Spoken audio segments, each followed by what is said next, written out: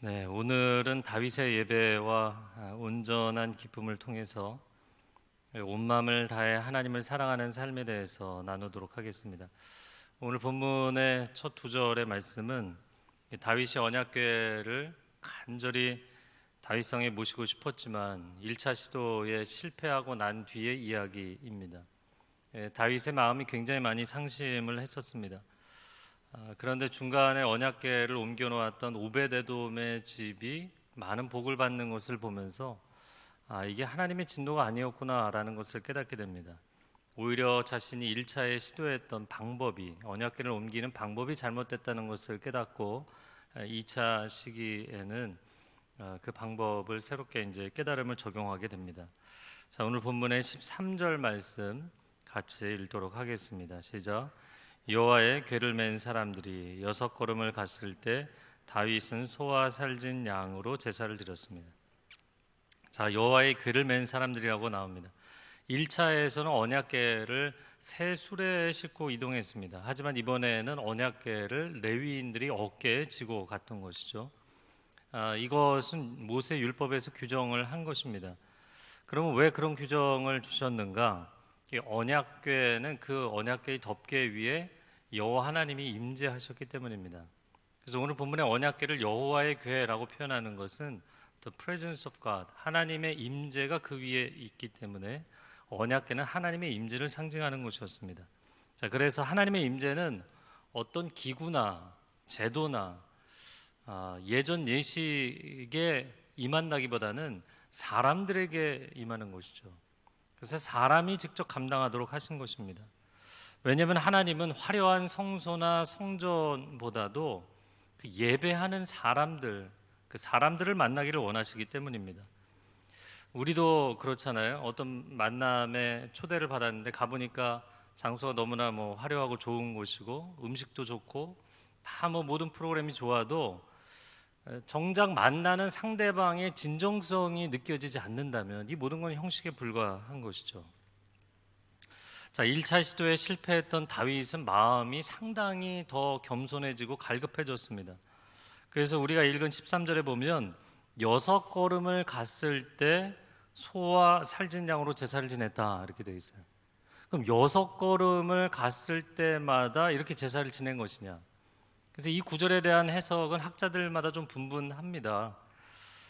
대부분의 학자들은 어떻게 6걸음마다 한 번 제사를 지냈겠느냐? 그럴 리는 없다. 시작할 때나 아니면 마지막 구간에서 그렇게 했을 것이다 이렇게 보죠. 근데 성경은 그런 얘기를 하고 있지 않기 때문에 6걸음마다 7번째 완성의 숫자는 예배로 하나님 앞에 드린 것으로 되어 있습니다. 만약에 정말 그게 맞다면 솔로몬의 1000번째 못지않은 충격적인 예배를 드린 것이죠. 16km거든요.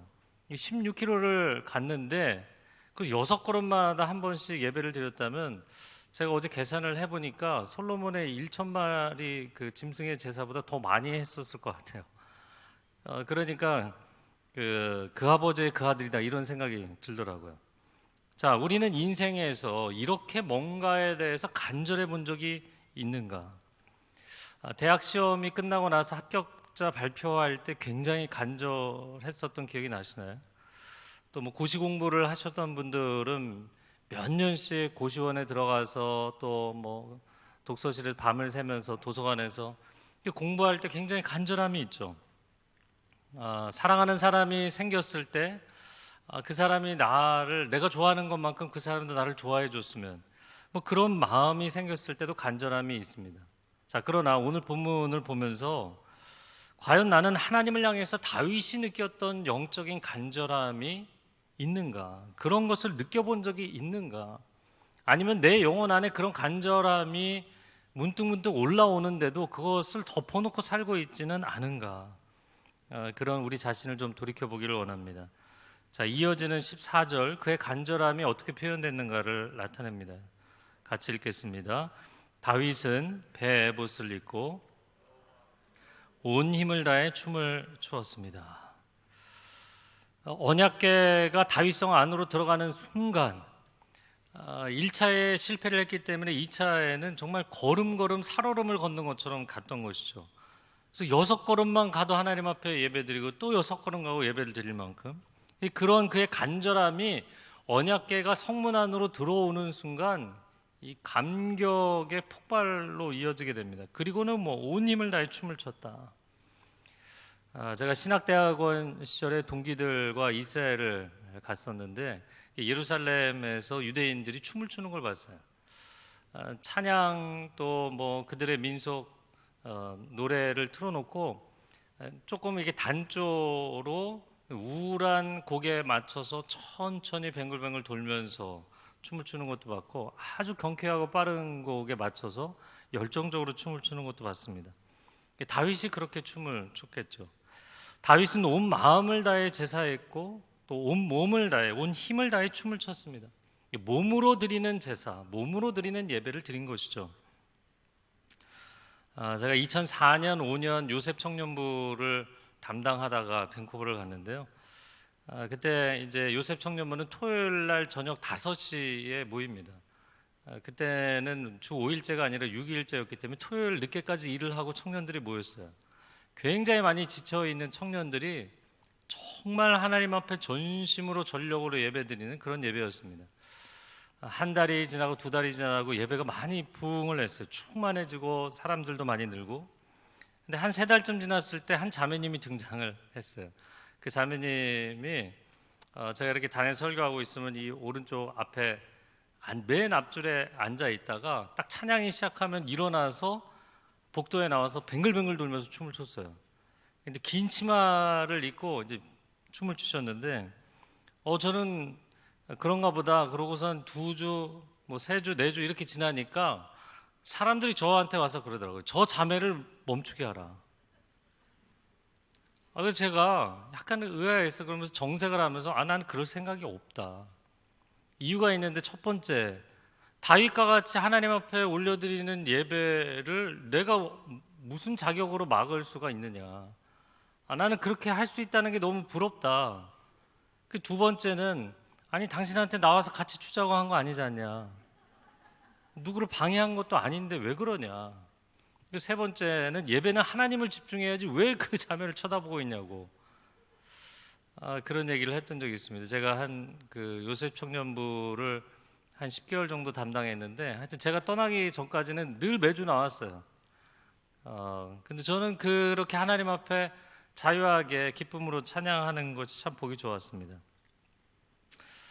우리 도곡에서 항상 찬양 인도하는 한영철 전사님, 그 찬양 인도 제가 참 많이 좋아하는데, 하나님 앞에 정말 뜨겁게 찬양합니다. 그래서 해외에 집회가 있을 때 가끔 같이 가기도 하는데요. 한 번은 해외 비전교회, 오늘 비전교회에서 저녁 집회를 하는데 뭐 90% 이상 성인 성도님들이시죠. 근데 찬양을 시작하면서 바로 그 성인 성도님들에게 오늘은 막 뛰며 춤을 추며 찬양을 하자는 거예요. 제가 순간 긴장했어요. 뭐 그렇게 할 수도 있지만 과연 얼마나 반응을 할까, 좀 부담스러워하지 않으실까. 게다가 이제 저하고 그 교회 담당 목사님하고 둘이 맨 앞줄에 있었거든요. 근데 뭐 춤을 추자고 콜을 했는데 저희가 가만히 묵석처럼 서 있으면 안 되잖아요. 근데 저희가 물론 제일 열심히 뛰며 찬양했어요. 물론 저는 몸칩니다. 저는 몸쳐요. 제가 20대 때 아우니치 여행을 하는데, 아우니치 가면 그 바리 월십, 그 월십 댄스 하잖아요. 전부 다 연습을 해야 된다고 해서 저도 들어가서 열심히 연습했어요. 근데 한 2시간 그 가르치는 분이 가르쳐 보더니 도저히 안 되겠다고 나가시라고 그래갖고 저 탈락한 적이 있어요. 그 정도로 몸치예요. 그렇지만 아니 뭐 내가 사람들을 감동시킬 만큼은 안 돼도 내가 하나님 앞에 춤을 추고 뛰면서 찬양하는 것이 하나님 기뻐하시면 되는 거 아니겠어요? 아멘. 제가 꼭 춤을 춰야 된다는 얘기를 하는 게 아니라, 과연 우리 안에는 다윗처럼 하나님을 기뻐하는 기쁨이 있는가? 저는 원래 점잖은 사람이라서 기쁨을 잘 표현하지 않습니다. 이러실 수도 있겠죠. 그러나 여러분 안에 여러 가지 시츄에이션에, 여러 가지 상황에서 여러 가지 방식으로 기쁨을 표현해 봤던 적들은 당연히 있을 겁니다. 아까 말씀드린 것처럼 대학 합격했을 때, 너무나 들어가고 싶은 회사에 입사하게 됐을 때, 뭐 점프를 하든 뭐 손을 치켜들든 외치든 샤우팅을 하든 하지 않았겠어요? 뭐 축구 좋아하시는 분들은 월드컵에서 4강에 올랐을 때 막 기뻐하지 않았겠어요? 또 나는 특별히 기뻐할 일이 없어도 좀 흥을 돋구기 위해서 예전에 술 좋아하시던 분들은 술 드시면서 또 노래도 부르고 춤추고 즐거워하지 않으셨나요?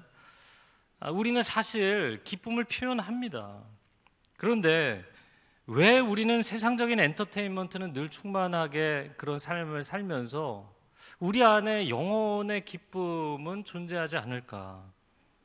다윗의 인생을 보면 세상의 그 어떤 것보다도 하나님을 기뻐했어요. 하나님을 뜨겁게 사랑했습니다. 그리고 하나님을 향한 그 사랑과 기쁨의 표현을 마음껏 올려드렸어요. 시편 27편 4절 말씀, 우리가 잘 아는 말씀인데 같이 읽어보겠습니다. 내가 여호와께 바라는 한 가지 일, 그것을 구하리니 곧 내가 내 평생의 여호와의 집에 살면서 여호와의 아름다움을 바라보며 그의 성전에서 사모하는 그것이라. 하나님, 내가 단 한 가지 바라는 게 있는데 성전에서 하나님 앞에 예배하며 하나님의 아름다우심을 노래하고 싶습니다. 여러분, 다윗이 인생이 너무나 평안할 때, 그리고 나라가 태평성대일 때 이 노래를 한 줄 아십니까? 시편 27편을 댁에 가서 이렇게 처음부터 끝까지 다 읽어보시면 좋겠어요. 2절에는 뭐라고 고백을 하고 있냐면, 악인들이 내 살을 먹으려고 합니다. 바로 앞에 부분이에요. 2절. 그리고 3절에서는 군대가 나를 대적해서 나를 둘러 진을 치고 있습니다. 전쟁터 한가운데 지금 사방으로 포위를 당해서 도망갈 구석조차 없는 상황에 놓여 있을 그런 절박함 가운데, 전쟁터 한가운데서 나는 이 전쟁이 빨리 끝나고 하나님 앞에 가서 성전에서 예배할 수만 있다면, 여러분, 그가 정말, 우리가 다윗이 어떤 인생을 살았는지를 잘 알고 있잖아요. 그는 탁월한 장수였지만 전쟁에서 승리를 거두는 기쁨보다 하나님을 예배하는 예배자의 기쁨이 컸던 사람입니다. 그는 최고의 왕으로 오늘날까지 기억되고 있지만 왕좌에 오르는 것보다 하나님 보좌 앞에 엎드리는 것을 기뻐했던 사람이었어요. 주변의 모든 민족들, 그가 정복하지 못한 민족이 없을 정도였지만 하나님만이 온 세상의 유일한 통치자가 되십니다. 이것을 선포할 때 그의 영혼 가운데 가장 큰 감격이 있었습니다. 그는 모든 사람들의 존경과 사랑을 받았지만 하나님을 경외하고 하나님을 높여드릴 때 비교할 수 없는 영혼의 희열을 느꼈던 사람이었어요. 왜 그랬을까? 왜냐하면 예배의 기쁨은 구원의 기쁨을 경험한 사람만이 아는 것이기 때문이에요. 이렇게 나의 인생을 건져주신 분, 이렇게 나의 인생을 회복하신 분, 그 하나님에 대한 구원의 체험이 그의 예배의 감격으로 표현됐던 것이죠. 자, 그런데 그런 다윗의 예배에 공감할 수 없는 사람이 등장을 합니다. 그게 16절인데요. 같이 읽겠습니다. 시작. 사울의 딸 미갈이 창문으로 내다보고 있었습니다. 미갈은 다윗 왕이 여호와 앞에서 껑충껑충 뛰며 춤추는 것을 보고 마음속으로 비웃었습니다. 다윗이, 왕이 그렇게 기뻐하고 있는데 왕비인 미갈이 창문 밖에서 바라보며 비웃고 있었다. 굉장히 그 대조를 이루는 장면입니다. 왜 그랬을까? 여러분, 미갈의 인생을 정리를 해보면 사울의 둘째 딸이죠. 다윗이 청년이었을 시절에 다윗도 미갈을 좋아하고 미갈도 다윗을 좋아해서 서로가 정말 뜨거운 로맨스, 그래서 사랑해서 결혼했어요. 하지만 다윗이 사울 때문에 도망갈 수밖에 없었고 미갈이 다윗을 사랑했기 때문에 도망갈 수 있도록 도와줬어요. 그러나 그 이후에 자기 부친 사울이 그녀를 다른 남자에게, 발디라고 내지는 발디엘이라는 사람으로 등장하는데 발디엘에게 재혼을 시켜버렸습니다. 그렇게 다윗은 10년 동안 광야에서 방랑자의 삶을 살았고, 그리고 남유다의 왕이 된 이후에도 통일시키기까지 7년 반이 걸렸다고요. 그러니까 거의 17년 동안을 다른 남자의 아내로 살았어요. 통합 왕국의 왕이 된 이후에 다윗이 자기 아내를 되찾겠다고 합니다. 그래서 억지로 돌아오게 됩니다. 자, 그러니까 불행하게도 그녀는 다윗처럼 하나님 앞에 기쁜 마음으로 예배할 수 있는 컨디션이 아니었어요. 아버지 사울 왕의 실패, 이것은 원 가정의 뿌리 깊은 상처였을 뿐만 아니라 자신의 앞으로의 평생에 지고 가야 되는 수치였습니다. 둘째 남편인 발디엘이 떠나가는 다윗에게 돌아가는 그 미갈의 등 뒤에서 계속 쫓아오면서 눈물로 통곡을 하는 그 장면을 보면서 야, 정말 이 여자의 인생은 기구하다. 어떻게 아버지가 사울이고 사랑해서 결혼했는데 헤어질 수밖에 없었고 17년을 또 다른 남자랑 살다가 또 다시 돌아가야 되는 첫사랑이자 최고의 군주가 된 다윗에게 돌아왔죠. 아내로 돌아왔고 왕위의 자리로 돌아왔지만 이미 그녀의 인생에는 불행이라는 낙인이 찍혀 있었던 거예요. 그러니까 젊은 날의 순수함도 기쁨도 열정도 다 빛이 바래고 사라져 버렸어요. 여러분의 영혼에 정말 스스로 내 힘으로 씻을 수 없는 상처가 있다면 하나님 앞에 반드시 가지고 나아가시기 바랍니다. 하나님의 치유하심이 여러분의 내면 가운데 꼭 일어나기를 축복합니다. 왜냐하면 건강하지 못한 영혼, 치유가 되지 못하면 미갈처럼 두 가지 이상한 증상을 보이기 때문이에요. 첫 번째는 하나님으로 인해서 기뻐하지 못하는 마음, 영혼의 감격, 영혼의 기쁨을 표현할 수 없는 상태, 영적인 회의주의에 빠지는 것이죠. 두 번째는 가족과도 이웃과도 기뻐하지 못하는 상태. 로마서 12장 15절에 즐거워하는 자들과 함께 즐거워하고 우는 자들과 함께 울라고 했는데 이게 건강한 마음이거든요. 그런데 즐거워하는 사람들이 있으면 뭐가 저렇게 좋아? 우는 사람들이 있으면 왜 이렇게 저렇게 찔찔짜? 이런 그 내면에 깨어진 마음, 돌처럼 굳어진 마음, 강팍한 마음이 되어버리는 것이죠. 자, 그래서 미갈이 기쁘게 하나님의 언약궤를 다윗성에 모시고 나서 행복해서 백성들을 축복하고 이제 가정에 축복하려고 돌아오는 기쁨이 충만한 다윗을 향해서 문 앞에 서서 기다리고 있다가 냉수의 찬물을 한 바가지 끼얹어 버리는 장면이 나옵니다. 이게 20절 말씀이죠. 같이 읽어보겠습니다. 시작. 다윗이 자기 가족을 축복하려고 집에 돌아왔습니다. 그때 사울의 딸 미갈이 나와 다윗을 맞으며 말했습니다. 오늘 이스라엘의 왕이 정말 볼만하시더군요. 신하의 계집종들 앞에서 몸을 드러내시다니요.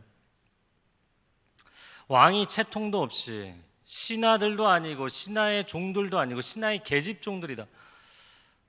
그 계집종들이 있는 앞에서 몸이 드러날 정도로 그렇게 컹충컹충 뛰면서 춤을 춰야 되느냐? 그게 뭐 하는 짓이냐? 미갈이 볼 때는 다윗이 어린 아이들이나 할 법한 아주 유치한 감정을 드러내고 유치한 행동을 했다는 것입니다.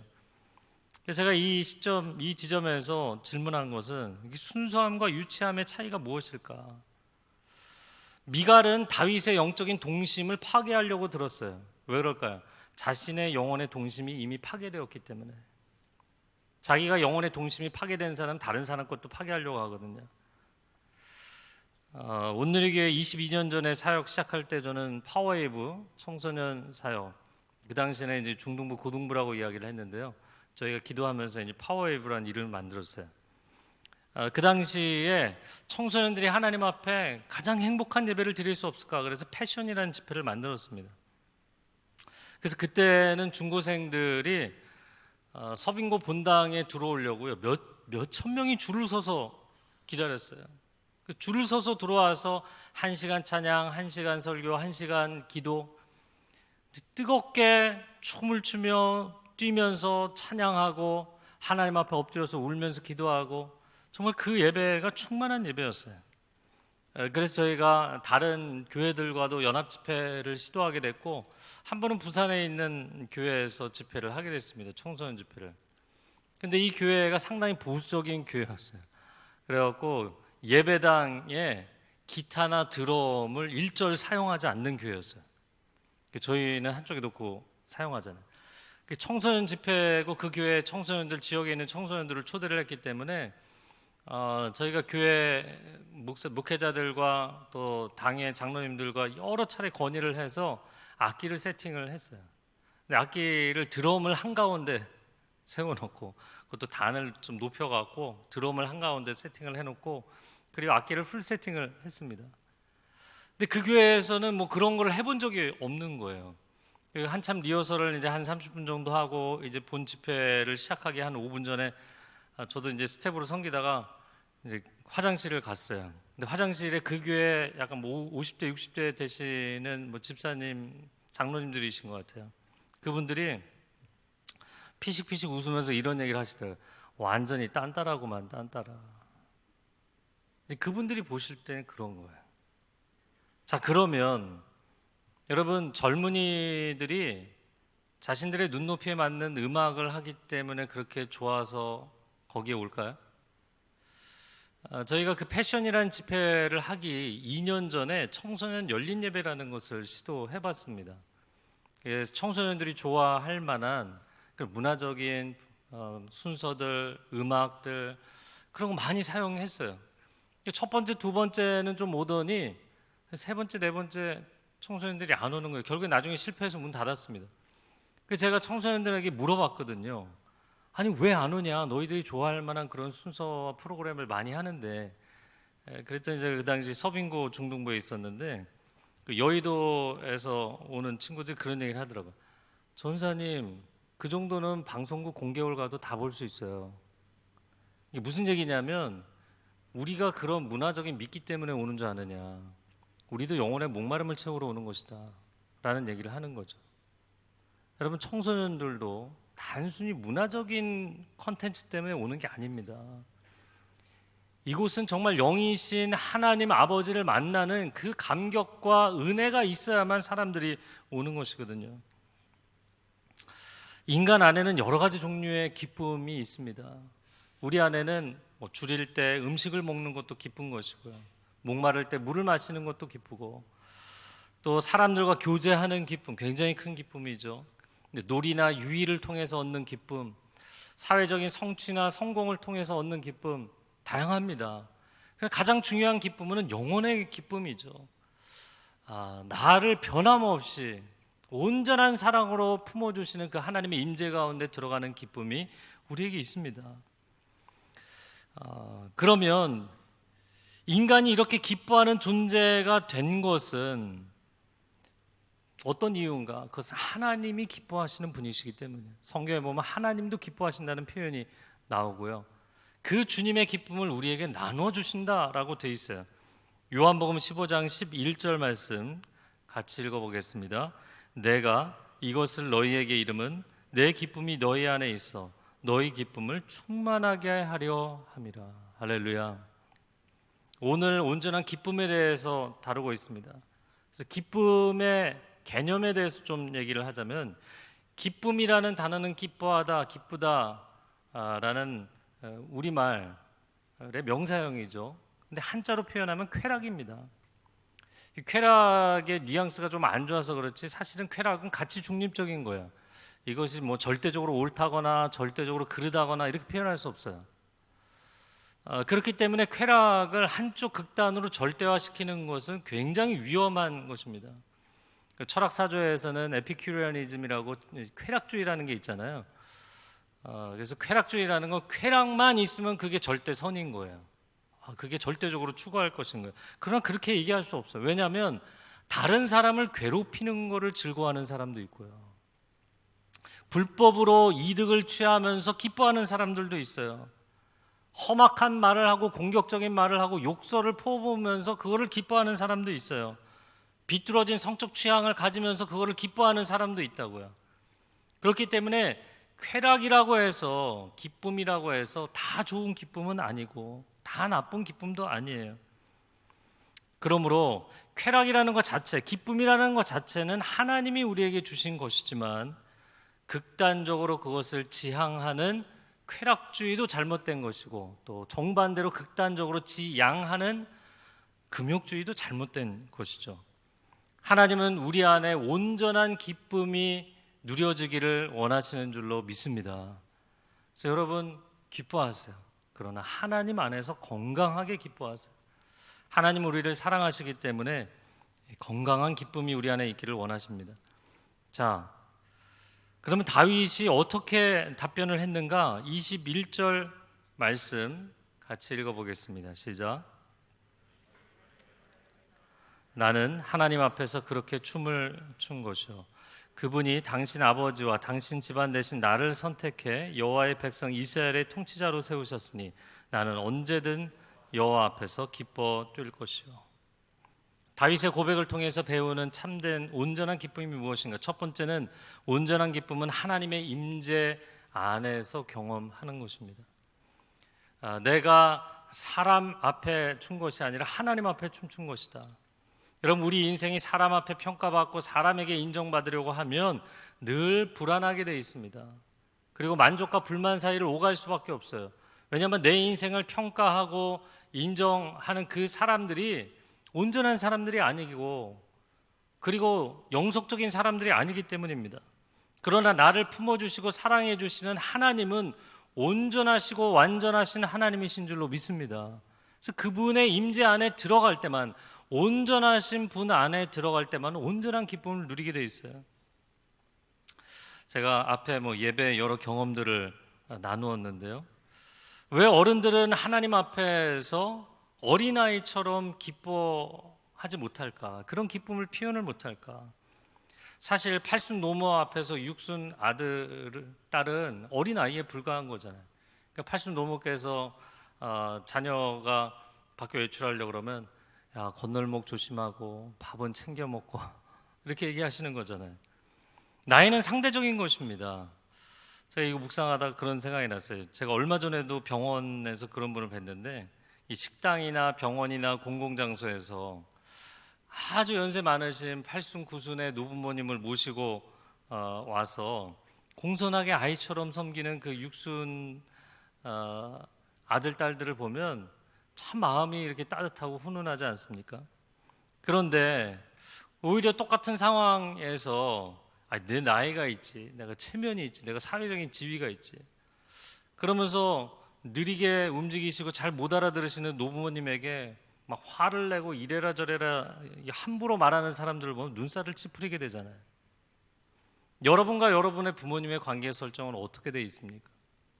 여러분과 여러분의 영혼의 아버지이신 하나님과의 관계 설정은 어떻게 되어 있습니까? 내 체면이 하나님의 임재보다 더 중요합니까? 아니면 내가 그분을 기쁘시게 하는 존재로 살아가고 있습니까?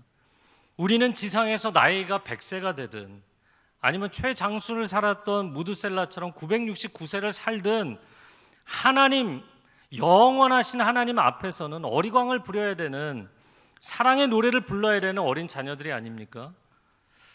제가 밴쿠버에서 그 부서들을 탐방하면서 보다가 충격적으로 본 장면이 있어요. 한 번은 유치부에서 찬양을 하고 있는데 가서 유치부 찬양하는 걸 뒤에서 이렇게 봤거든요. 그랬더니 앞에서 선생님들이 막 율동을 하니까 4살, 5살 그 어린 아이들이 막 너무 즐거워서 율동을 하고 있는 거예요. 그런데 율동을 하지 않고 저 뒤에 벽에 기대고 서 있는, 뒷짐지고 서 있는 애들이 있더라고요. 6살, 7살. 딱 얼굴 표정이요. 내가 이 나이에 그런 거 하게 생겼냐는 거예요. 내가 이 나이에 그런 거 하긴. 그러니까 아동부 가면 똑같아요. 6학년 애들이 그럽니다. 중고등부 가면 똑같아요. 고3 애들이 그럽니다. 다 해봤던 거고 뭐 별 재미도 없고 신선하지도 않고 뒤에서 그냥 고개 푹 숙이고 스마트폰이나 하고. 여러분, 인생의 나이라는 건 상대적인 거예요. 근데 하나님은 절대자이시고 영원하신 분이잖아요. 그분 앞에서 우리는 언제나 어린아이처럼 기뻐하고 예배할 수 있는 존재인 줄로 믿습니다. 이 두 번째는 온전한 기쁨은 하나님께서 회복시켜 주신 인생 그 안에 있는 것입니다. 하나님이 나를 왕으로 세워주셨다. 이게 다윗의 고백이에요. 아니, 목동으로 아무도 주목하지 않고 부모도 버리고 형제들도 미워하던 나를 하나님이 선택하셔서 왕으로 세워주셨는데 내가 어찌 하나님을 기뻐하지 않겠느냐. 저는 이 장면에서요, 항상 이 본문을 다윗만 묵상을 했는데 미갈의 인생과 비교를 해보니까 너무나 충격적인 거예요. 우리가 아까 미갈이 왜 기쁘게 찬양을 할 수 없는 사람인지 인생의 이유들을 열거했었잖아요. 그러나 반전의 증거가 여기 있습니다. 그게 다윗입니다. 기뻐할 수 없는 인생의 이유를 찾는다면 다윗의 인생이야말로 정말 심각한 인생이었잖아요. 나는 노래할 이유가 없기 때문에 난 찬양 못하겠다 이야기한다면 다윗이야말로 침묵을 해야 되는 인생이었잖아요. 그런데 그런 다윗이 가장 많은 찬양시를 남겼습니다. 그는 가족에게 버림을 받았던 목동 시절에도 빈들에서 밤을 새며 노래했던 사람이에요. 사울에게 버림받고 도망자 신세로 전락했던 그 광야 시절에도 새벽부터 일어나서 내가 새벽을 깨우리로다. 수많은 그 시대 사람들의 영혼을 울리게 했고 감동시켰고 오고 오는 모든 세대의 사람들의 영혼을 감동시킨 그런 찬양, 또 그런 예배를 하나님 앞에 올려드렸던 사람입니다. 왜 그랬을까? 다윗이 왜 그렇게 찬양했을까? 내가 찬양하지 않고는 살 수가 없는 거예요. 내가 찬양하지 않고는 인생에 아무런 노래할 근거가 없고 인생에 즐거운 게 아무것도 없는 이 상황에서 찬양조차 하지 않으면 내 인생이 송두리째 이 절망과 슬픔의 늪에 빠져버릴 수밖에 없기 때문에, 아니 그렇게 하나님 앞에 찬양할 때마다 내 인생을 건져주시는 하나님을 만나는 경험을 하니까 그분을 찬양하지 않을 수 없는 거예요. 찬양하는 것이 너무나 큰 기쁨이었던 거예요. 주 음성 외에는 참 기쁨 없도다, 이런 찬양 있잖아요.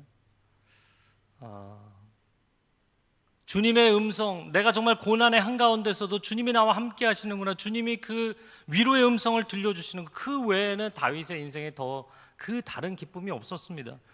날 사랑하신 주 늘 계시옵소서, 기쁘고 기쁘도다, 항상 기쁘도다, 나 주께 왔사오니 복 주옵소서.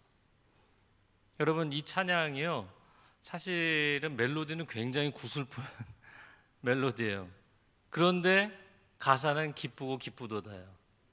마치 빌립보서의 사도 바울이 감옥 안에 갇혀서 나는 기뻐하고 또한 기뻐하노라 이야기하는 것처럼 기뻐할 수 없는 상황에 기뻐하고 있는 것입니다. 다윗의 인생이 마냥 희희낙낙해서 노래하고 춤을 춘 게 아니었다는 것이죠. 인생의 모든 고난과 역경, 인생의 모든 슬픔과 아픔과 외로움을 다 겪은 이후에도 이러한 찬양과 춤을 하나님 앞에 올려드렸던 거예요. 제가 좋아하는 영국의 낭만파 시인 중에 블레이크라는 사람이 있어요. 그 블레이크가 이런 이야기를 했습니다. 세상의 어두움을 경험해 보지 못했기 때문에 순수한 것, 그것은 순진함일 뿐이다, 나이브한 것이다. 그러나 그 세상의 모든 어두움을 경험하고도 순수할 수 있다면 그것이야말로 진정한 순전함이다. 여러분, 다윗이 집에서 곱게 잘 자라서 인생이 늘 꽃길을 걸었기 때문에 노래하고 춤추는 그런 인생이 아니었습니다. 다윗이야말로 야곱처럼 험악한 세월을 살았던 사람이 아닙니까? 그럼에도 그는 찬양했어요. 다니엘처럼 타국을 전전하며 살지 않았습니까? 모세처럼 평생을 외로운 지도자로 살지 않았습니까? 그래도 단 한 가지, 누구에게도 빼앗길 수 없는 이 영혼의 기쁨, 내가 사랑하는 하나님 전심전력으로 예배하는 그 기쁨 하나를 붙잡고 살았던 것이에요. 저는 온누리 교회 22년째 이렇게 사역을 하고 예배를 같이 드리고 있지만, 온누리 교회 예배는 굉장히 잘 준비되어 있고 잘 정돈되어 있고 나이스합니다. 밴드도 있고 싱어팀도 있고 성가대도 있고 또 음향, 영상, 조명, 안내팀, 또 성찬팀, 주차팀, 심지어 분 단위로 써 있는 큐시트까지 다 준비가 되어 있습니다. 그러나 이 모든 형식을 우리가 왜 준비하는가? 이 모든 형식은 다윗이 하나님을 만났던 그 감격을 위해서 준비되어 있는 것입니다. 근데 만약에 그런 영혼의 감격이 없이 우리가 형식만 따라가며 예배드리고 그냥 가버린다면 예배의 심장이 다시 뛰도록 만들어야 돼요. 예배의 감격이 다시 회복되도록 만들어야 되는 것입니다. 구경하는 구경꾼의 예배가 아니라 내가 하나님, 영이신 하나님께 올려드리는 진정성이 있는 예배자로서 참여하는 그런 예배, 아니면 한 걸음 더 나아간다면 오늘 다윗이 보여준 것처럼, 로마서 12장 1절이 이야기하는 것처럼 그냥 자기 자신이 예배자일 뿐만 아니라 산 제물로 자신의 존재를 하나님 앞에 드리는 예배. 왜 그렇게까지 예배를 해야 되나요? 반문하시는 분이 계실지 모르겠어요. 스바냐 3장 17절 하반절, 하나님이 우리를 보시며 반응하시는 것을 한번 볼까요? 같이 읽겠습니다. 그가 너로 말미암아 기쁨을 이기지 못하시며 너를 잠잠히 사랑하시며 너로 말미암아 즐거이 부르며 기뻐하시리라. 여기 기뻐하시리라라는 단어를, 히브리어 단어를 직역하면 빙글빙글 돌면서 춤을 춘다는 뜻이에요. 하나님께서 천상에서 저와 여러분 한 사람 한 사람을 보시며 너무 사랑스럽고 너무나 기뻐서 마치 이제 아장아장 걷는 손자 손녀를 보면서 할아버지 할머니가 막 그 앞에서 재롱을 부리잖아요. 애가 재롱을 부려야 되는데 할아버지 할머니가 재롱을 부리는 것처럼 천상에서 하나님이 덩실덩실 춤을 추고 계시는데 어떻게 우리가 점잔을 빼고 있을 수 있는가? 하나님의 아들 예수 그리스도께서는 나를 위해서 십자가 위에서 당신의 몸을 산 제물로 바치셨는데 어찌 나는 그분께 내 존재를 산 제물로 드릴 수 없겠는가? 우리가 이 땅에 존재하는 평생의 라이프타임, 평생을 살아가는 그 시간도, 그리고 천국에 들어가서 영원토록 거하는 그 시간도 하나님은 언제나 우리의 찬양과 예배를 받으시기에 합당하신 분인 줄로 믿습니다. 우리의 영혼을 절망의 수렁에서 건지신 우리의 구원자가 되시는 하나님, 구원의 감격이 있다면 다윗처럼 예배하는 기쁨이 우리 가운데 있기를 축복합니다. 함께 기도하겠습니다. 이 시간 가슴에 손을 얹고